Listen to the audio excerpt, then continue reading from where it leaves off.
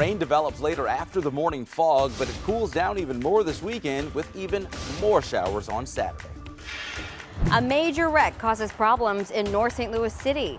What we're learning about the fiery crash from overnight.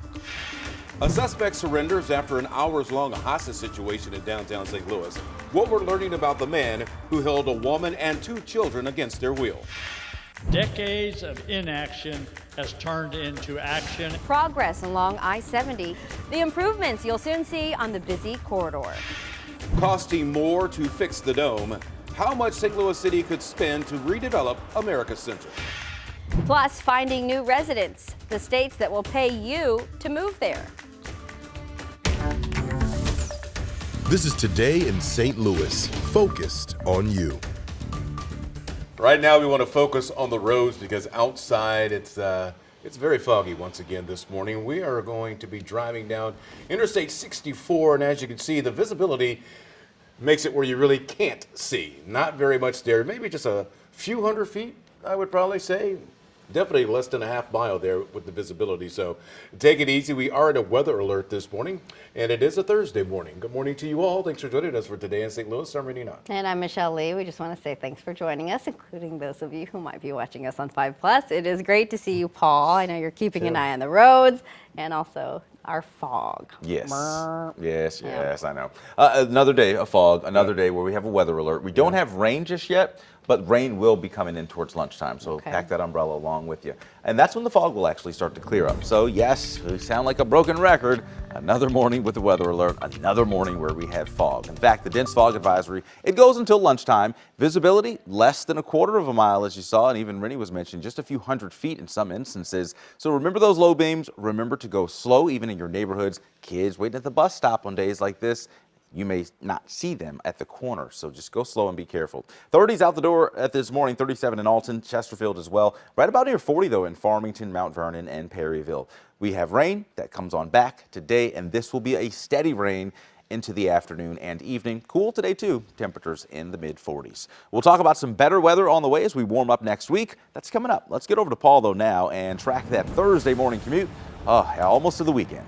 Yes, you made it, and it's good to see you and actually see you because it's hard to see other motorists out there. Absolutely. Right now, though, we do have an accident involving 2 cars and the 2 left lanes in South County 270 as you'd be making that turn right past 55, and we're seeing delays go quite a bit on to 55 because of this accident, and 30 miles an hour probably a little generous. That is what car was clocked at, but probably a little generous in that area. You definitely want to try to avoid it. See if you could take 141. It always depends where you're coming from. Maybe Columbia, Illinois. It's going to be pretty slow if you're in that area. Otherwise, it's all about visibility, so just be careful out there. New overnight, a 2-vehicle crash ends in a fiery wreck. You can see it here in North St. Louis. It happened just after 11 last night on Natural Bridge and Belt Avenue. Wow, look at that. Right now, no official word, though, on how many people were hurt, but our photographer saw an adult and a child in the back of an ambulance.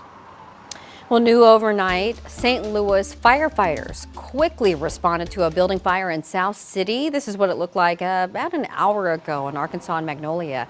The flames started in the rear of the building around 4 o'clock this morning, but firefighters jumped into action to stop the spread of the flames. Once we go defensive on a fire and that amount of water into a building, that adds to the damage, unfortunately, although it's necessary to extinguish.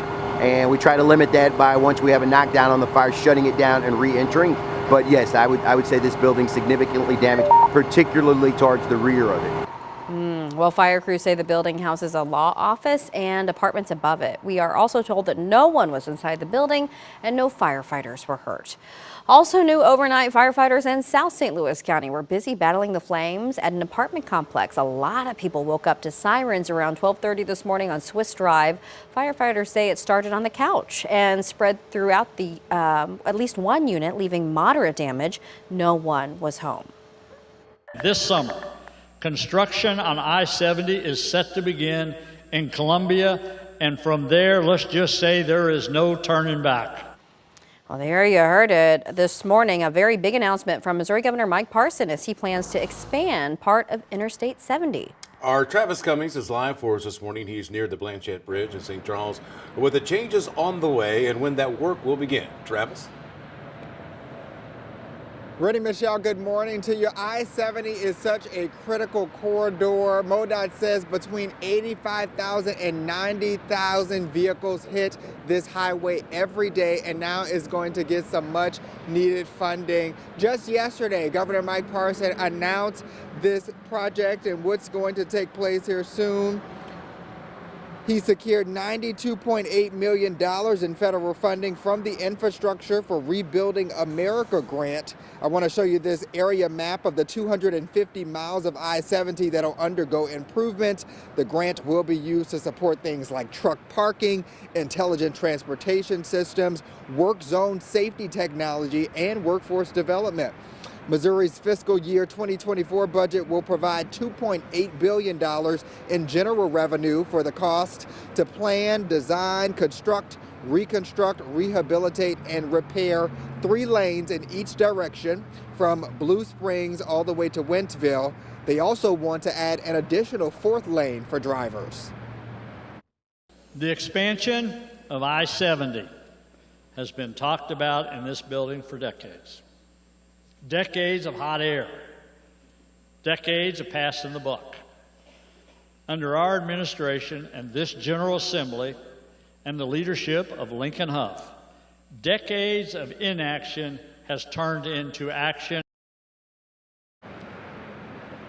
The first contract will go in front of Missouri's Highway and Transportation Commission on February 14th, and so we're going to be following this thing all the way through. Coming up in the next half hour, we're going to talk exactly what roads are going to be impacted and what exactly they're doing in the project. We're live in St. Charles this morning. Travis Cummings, 5 on your side.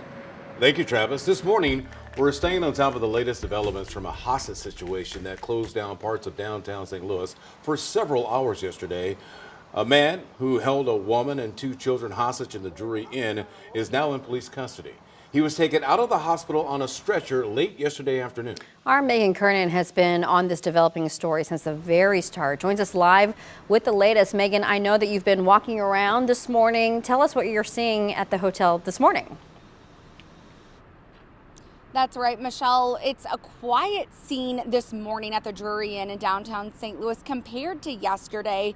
I mean, we've been seeing multiple people in and out of the hotel here, so things do seem like they're back to normal. I walked inside the hotel a little bit ago and I asked the employee at the front desk if people have been checking in and out this morning, and they say that they've had multiple checkouts already, so it seems like people are leaving here, the hotel, this morning. Now, yesterday, dozens of police packed the hotel during the nearly 12-hour hostage situation. Now, this morning, we're still awaiting word on charges. Now, we do know that this all started yesterday morning after 5 a.m. when a young boy called 911 saying he and his brother were locked in a bathroom on the 2nd floor.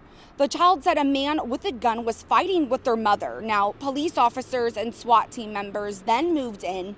They blocked off nearby streets and surrounded the area near 4th and Broadway. Around 10 a.m., police were able to get the 6- and 8-year-old boys out safely. Now, just after 3:30, the woman was released. And then just before 4:30, the man finally surrendered. He was brought out on a stretcher and loaded into an ambulance. Now, the good news is that the woman and the 2 children were not injured. Police say that they knew each other, but wouldn't say if they were related or how they knew each other. She's doing well. Everyone's doing well. He's actually getting the psychiatric help that he needs, and she was uninjured, so she's home with family right now. Children are good. They were taken out rather quickly after the incident occurred, and they were in good hands after that with family. And police say that the mom and her 2 children are from the St. Louis area. Coming up in our next half hour, we'll take a look at the suspects' past run-ins with the law. Michelle. Thanks so much, Megan. You know, I know that you were first on the scene in the middle of this tense situation, but I remember it didn't feel necessarily tense yesterday when you were out there, though. Describe like how that all unfolded, because a lot of work was happening inside the hotel, right? I mean, we did see the perimeter and all those things, but it didn't feel necessarily super urgent when you were downtown, right? That's exactly right, Michelle. It did not seem super urgent. I mean, we were here all morning, just behind me on the street back here, and we were pretty close to the hotel. So there were police, as you say, blocking off the streets around the area. There was nobody walking around besides maybe some foot traffic, people heading into work, but it was very, very quiet. We didn't hear anything on the loudspeakers, and it was just a quiet scene for as many police as there were. I mean, nearly 36 police cars. It did not seem as urgent as it was in the sense of it, but it was extremely quiet when we were out here, and there wasn't too much going on that we could see. As you said, there was a lot going on inside that we weren't able to see. Well, nonetheless, it all ended in the best way possible. All right, thanks so much, Megan. We're also following the latest developments on a St. Louis nursing home that abruptly closed last month. This morning, we know that a new report is showing Northview Village endangered its residents. The Missouri Department of Health found that 47 of 174 residents moved from Northview Village. They were unaccounted for. It also shows the owners decided not to cover payroll on the day it closed the facility. Those workers still have not been paid.